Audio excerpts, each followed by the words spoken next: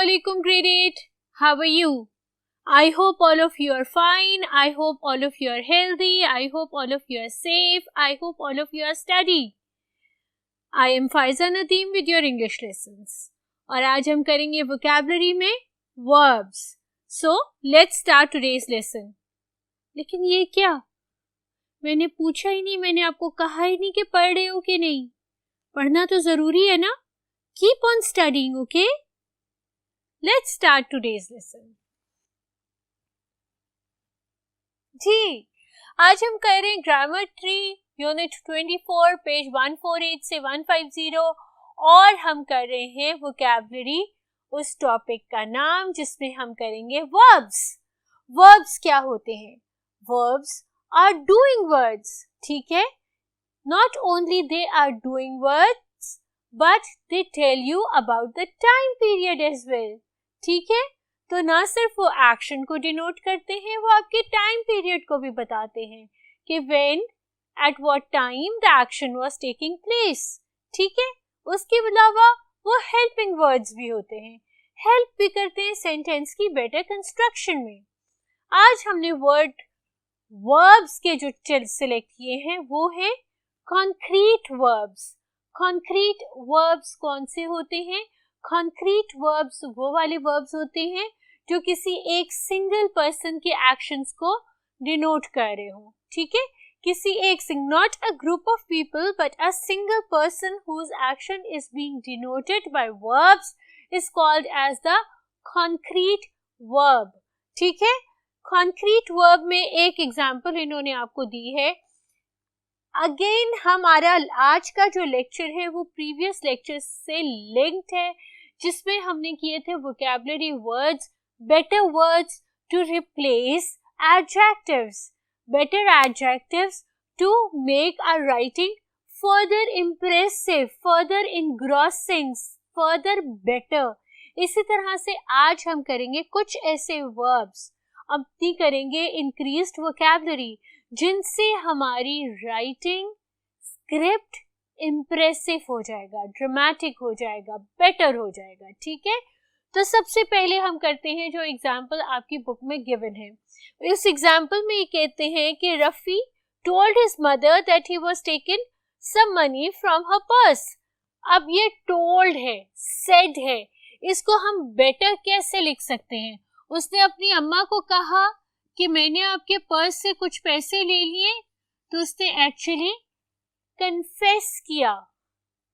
Confess करने का क्या मतलब होता है? अपने गुनाह को मानना, अपनी गलती को मानना.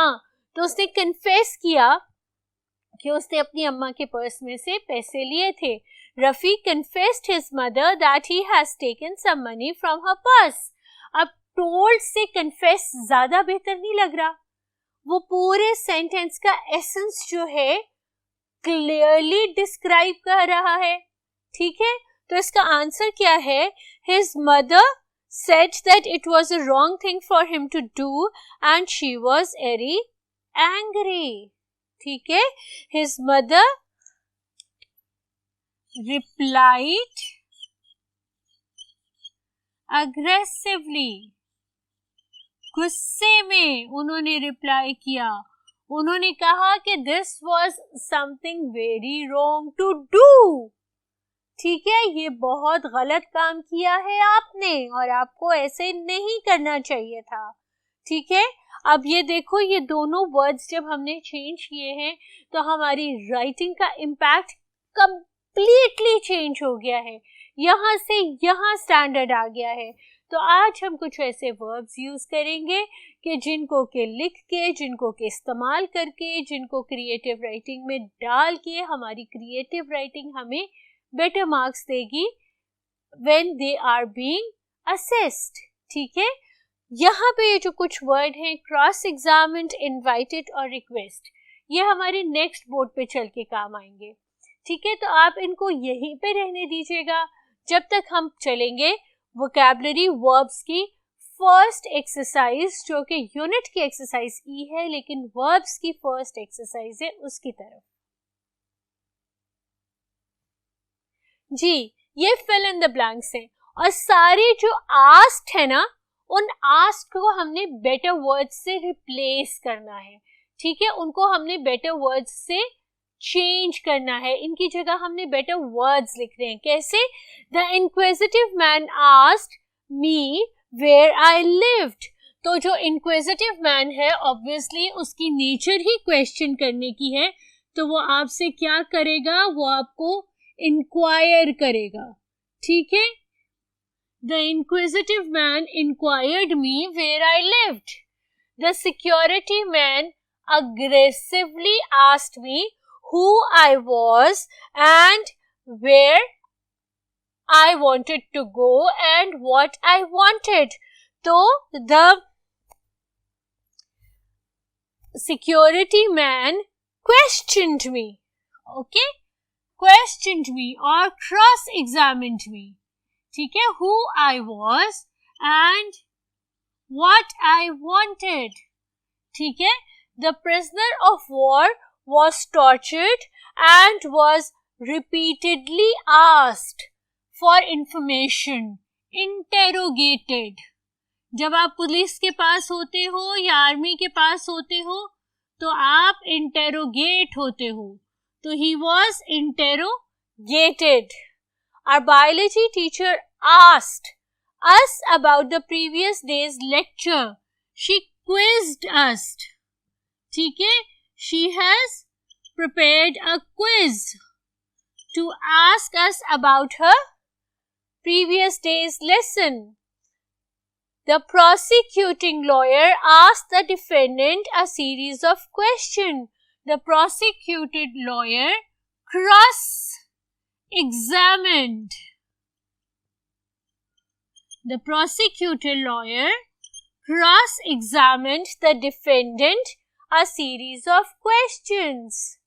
The Prime Minister asked the people to remain calm and not indulged in violence. The Prime Minister appealed.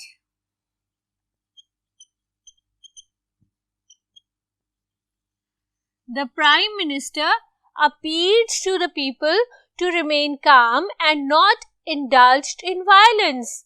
The stranger asked if my father was at home. The stranger tried to find out. ठीक है, obviously the stranger was in some sort of mischief. So he tried to find out if my father was at home. My friend asked me to come to his birthday party. My friend invited me to come to his party. ठीक है, अब ये क्या हुआ? जो मैंने आपसे पहले फर्स्ट बोर्ड पे आपको वर्ड्स दिए थे और आपसे ये कहा था कि ये वर्ड नेक्स्ट बोर्ड पे चल के काम आएंगे, वो आपके बुक में सबसे ऊपर एक्सरसाइज F से पहले वोकैबुलरी बैंक था, वो मैंने एहतियातन लिख दिया है, ठीक है, ताकि आप उसको रिलेट कर सको कि आपने इन ब्लैंक्स के अंदर वो वोकैबुलरी बैंक यूज करना था. सारे आस्क की जगह हमने कितने बेहतर वर्ड्स लगाए.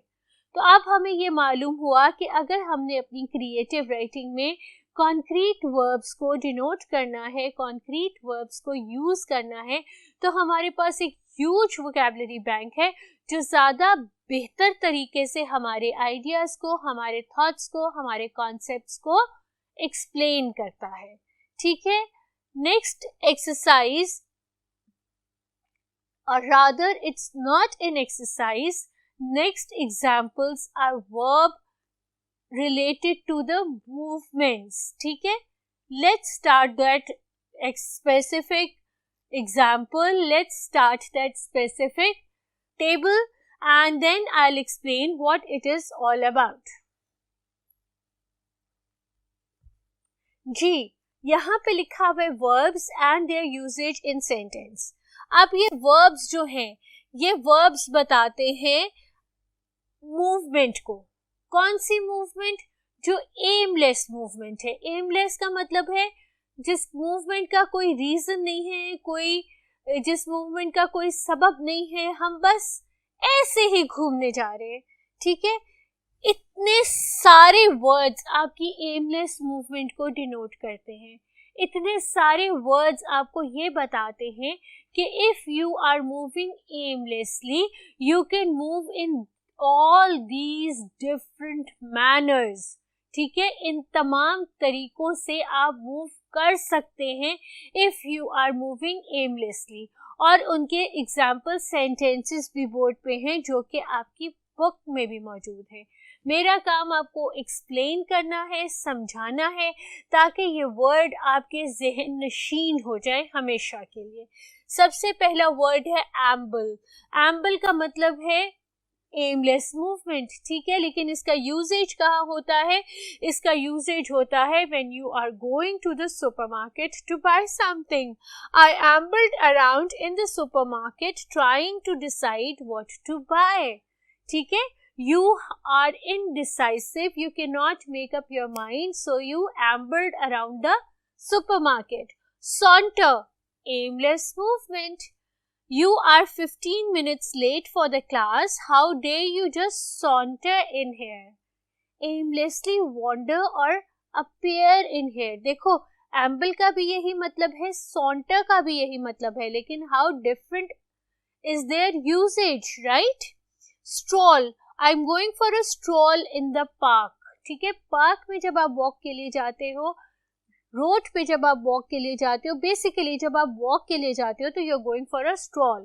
ठीक है, ramble, during the holiday we did not go anywhere but just rambled around countryside. aimlessly इधर उधर घूमते फिरते रहे। ठीक है, हंसते हंसते रिमके रिमके मजे से इधर उधर घूमते रहे। ठीक है, roam, the cattle roam around the field grazing every now and then. Roam, wander, saunter, amble, rumble means all the same, but see how their usage differentiate from each other, how their usage is different from each other. Meander, my mother loves to meander from one shop to another before taking any decision. Now amble and meander. ठीक है, we ambled around the supermarket to buy something, right?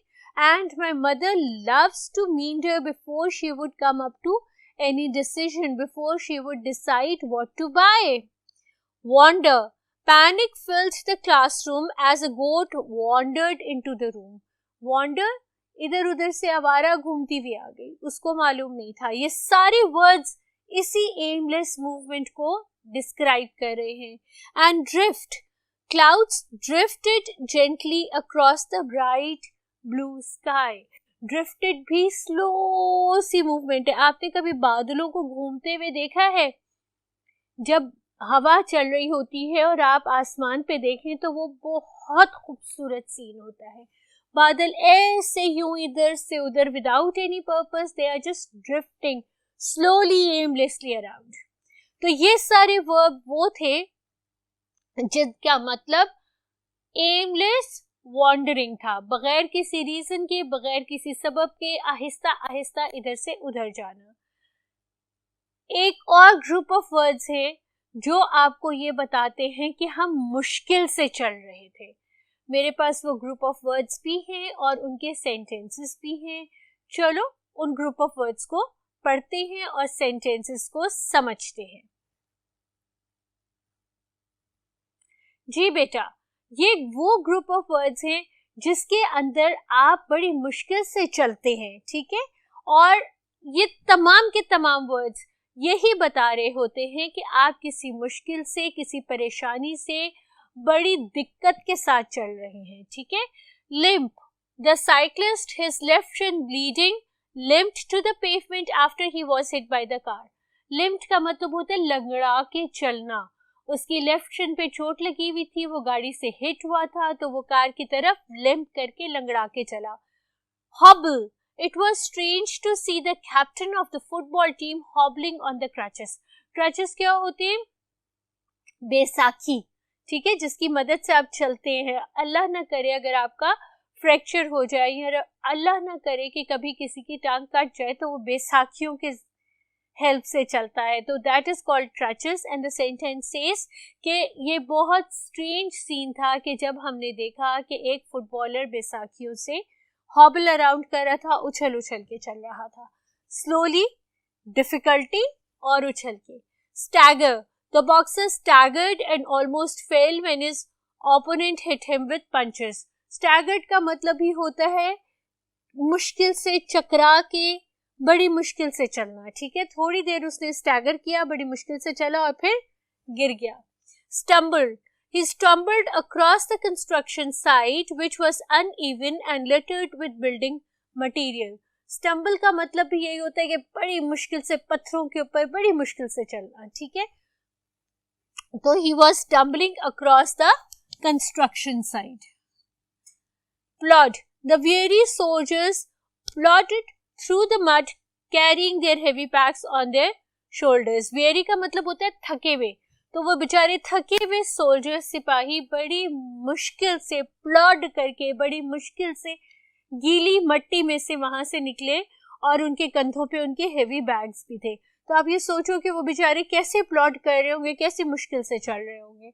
Lurch, when the earthquake struck, he lurched unsteadily to the door and made his way out of the building. जब earthquake आ रहा था, अगर जमीन ही shake हो रही हो तो आप कैसे चल सकते हैं? ऑब्वियसली आप बड़ी मुश्किल से चलेंगे, और मुश्किल से भी चलेंगे और अपने कदम मजबूती से जमीन पे भी रखेंगे कि कजा आपका कदम हिले और आप गिर जाए, ठीक है। तो अर्थक्वेक आया था और वो लर्च किया steadily, slowly towards the door. Lumber, the convoy of the heavy trucks lumbered down the highway.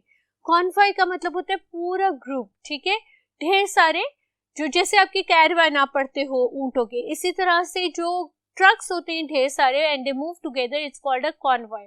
तो वो लंबर्ड, ऑब्वियसली एक के पीछे एक ट्रक होगा तो उसकी मूवमेंट कितनी स्लो होगी। Trudge, having lost the match the team trudge despondently off the field. Despondently का मतलब है सैडली, ठीक है, ग्रीफ, इन ग्रीफ, ठीक है। तो जो टीम जो थी वो हारने के बाद दुखी, गम में, परेशानी में ट्रच करती हुई अपने फील्ड से बाहर निकली, अपने ड्रेसिंग रूम की तरफ चलती चली गई, ठीक है। तो ये ट्रच वो वाली वॉक है जब आप बिल्कुल हार जाते हो। क्लैम्बर, our bed collapsed under our heavy weight and it took us some time to clamber out from the wreckage. अम्मी अबू के बेड पे कभी जंपे मारी है? इतनी जंपे मारी है कि वो टूट जाए और आप बीच में गिर जाओ, और फिर जब उस मुश्किल से आप उससे निकलते हो ना, तो बेटा उसको कहते हैं क्लैम्बर, ठीक है। Raise your hands who had been beaten by their parents because they had broken their beds. इतने सारे बच्चे, चलो कोई बात नहीं। Last word, scramble. We scrambled up for safety when the bear attacked. Scramble का मतलब होता है मुश्किल से, डर, खौफ, परेशानी से ऊपर चढ़ना, ठीक है। तो bear attacked them and they scrambled up the tree or wherever they wanted to go for keeping themselves safe from the bear, ठीक है। क्विक रिकैप कर ले आज के लेसन का। आज हमने क्या किया? आज हमने की वोकैबुलरी, उसमें स्पेसिफिकली किए हमने वर्ब्स, और वो भी कॉन्क्रीट वर्ब्स, उनका यूजेज।